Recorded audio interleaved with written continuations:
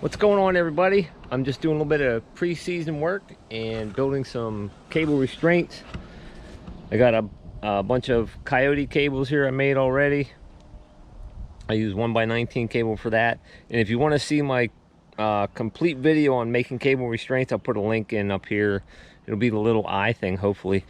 So I got a bunch of those made up, and something new I'm doing this year on my Fox cables. Hopefully you can see this, and I'm going to go in and show you how I did this and what I ran into. So I'm putting an inline swivel. So let's go inside the shed here. We'll make one of these up, and I'll explain why I'm doing this.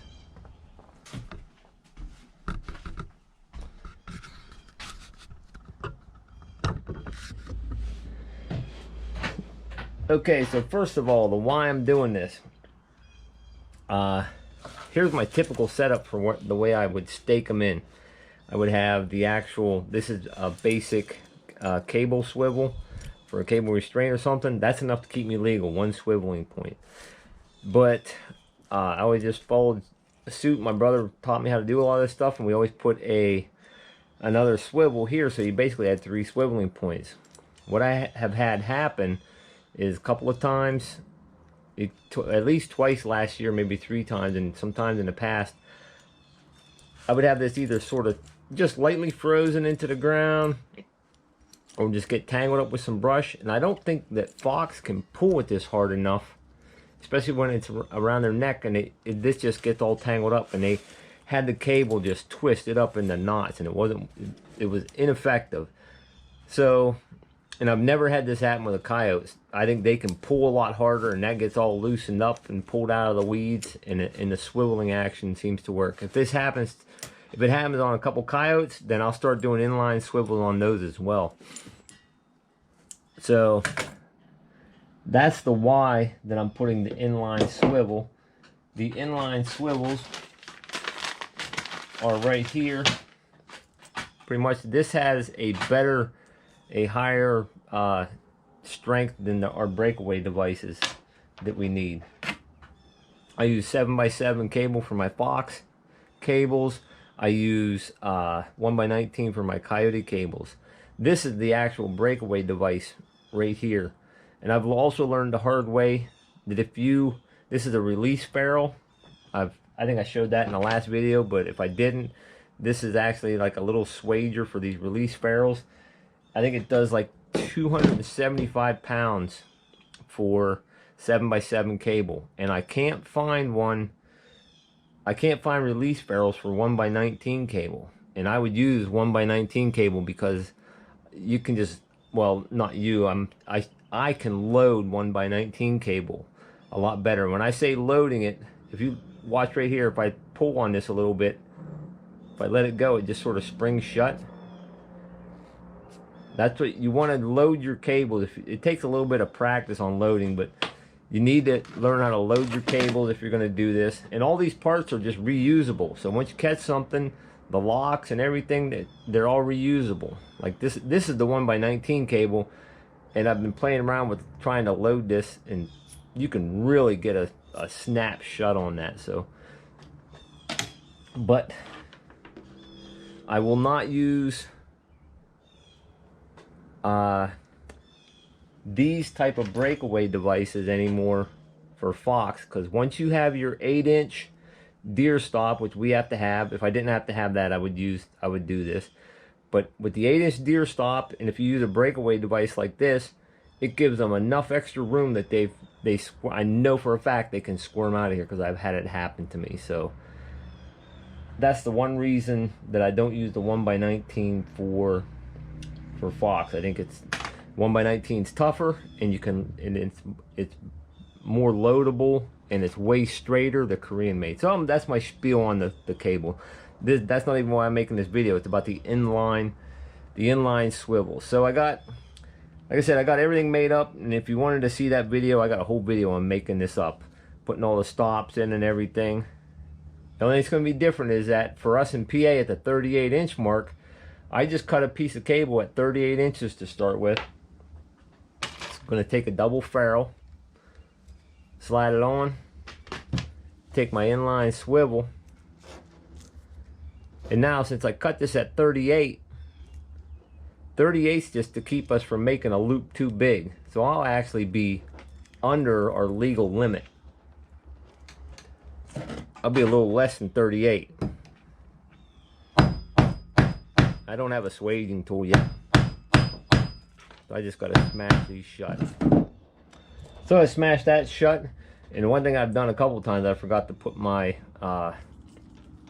my hanging device on here. So basically now I got, this is my stop, my 38-inch stop, or a little less actually. I got this, and another thing I found out, or just discovered, is I have a bunch of pieces of cable that I've caught critters in, and I just snip the ends off, because once you catch one, the swivel's still good, the locking devices are still good, all the washers are still good, all that stuff's still good, and a lot of the chunks of cable are still pretty good. I have a stop button on here already.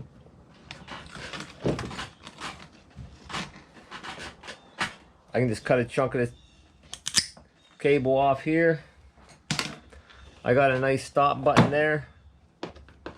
I'll just tap it shut just to give it an extra little, make sure I got her shut good. And now I'm going to add this to the other end of this swivel right here with another double ferrule.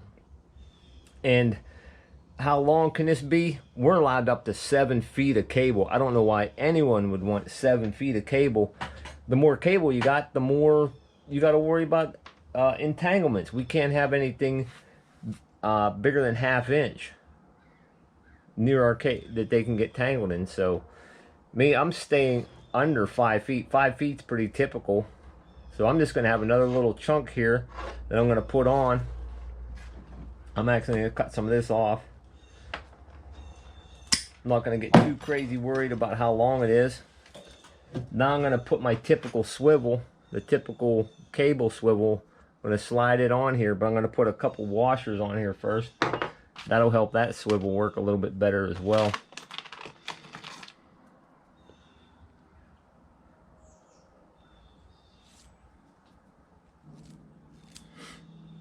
Now you guys up in Canada where you can use lethal snares, or other states where you can use lethal snares, you don't have to worry about all this stuff, but oh well, I'm just glad we get to use these things. So like I'm a double ferrule, slide it on.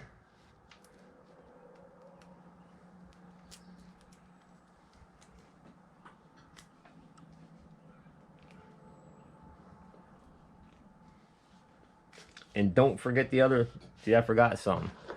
The only thing you gotta, it won't take you long if you make some of these. If you don't make mistakes, I'd be surprised. I make mistakes all the time and I forget stuff. So I just forgot this end swivel. Put that on. I already got the stop button on there, left over.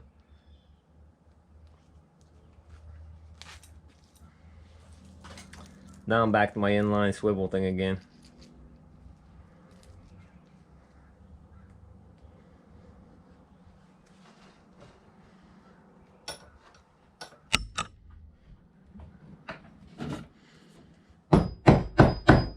Smash that flat.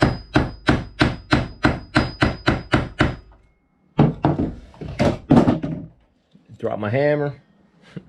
So now I actually got, this is enough to keep me legal in PA. This is enough to make me feel really good.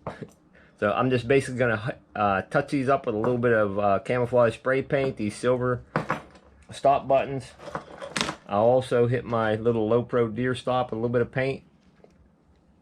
Just check my loop here as well for my loading. I got some nice about 6-8 inch loop. Tap it, it goes shut, slam shut nice. And that's something that the loading the cable just takes a little practice, really. And once you get used to doing it, you know like how much it should curve and stuff. So basically, as soon as that fox or coyote touches that, then goes shut. So that's my new cable rig for this year for the fox. So hopefully I won't have any more fox that are just completely twisted up in the cables and stuff. Okay, so that's about it for this video. I'm going to be having some more videos coming up with bait making, and hopefully I'm going to do some preseason like trail camera videos, checking out some whether my urine is still good and a bunch of different stuff. So if you want to see something different that I haven't put out, or want to see my take on something, or know something, my take on something, just let me know. Thanks for watching, everybody. I appreciate everybody. Hope everyone has a blessed day, and everybody stay safe. Thanks again for watching.